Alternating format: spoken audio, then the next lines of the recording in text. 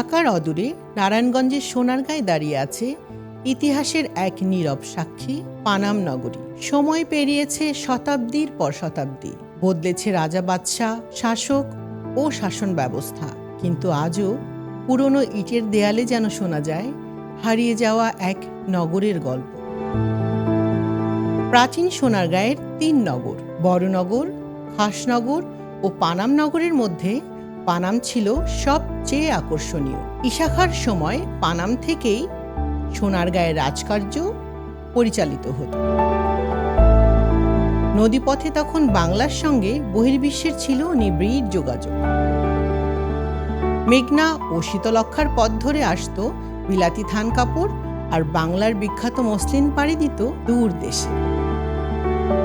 একসময় পানাম নগরীতে গড়ে উঠেছিল অট্টালিকা, মসজিদ, মন্দির, মঠ, ঠাকুরঘর, গোসলখানা, নাচঘর, খাজাঞ্চিখানা, টাকশাল, দরবার কক্ষ, ভোজনালয় ও বিচারালয় সহ নানা স্থাপনা। পানাম নগরীর আশেপাশেও ছড়িয়ে আছে সর্দার বাড়ি, ইশাখার তোরণ, নীলকুঠি, বণিক বসতি, ঠাকুর বাড়ি এবং পানাম নগর সেতু। রয়েছে ৪০০ বছরের পুরনো টাকশাল বাড়ি। সোনারগাঁও লোকশিল্প জাদুঘরের পশ্চিমে রয়েছে ঐতিহাসিক গোয়ালদি হোসেন শাহী মসজিদ।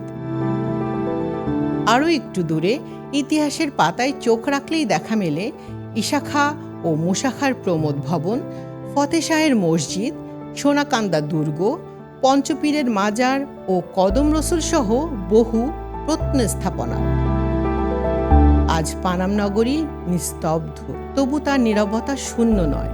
প্রতিটি ইট, প্রতিটি দরজা, প্রতিটি ভগ্ন দেয়াল যেন বলে যায় বাংলার এক গৌরব।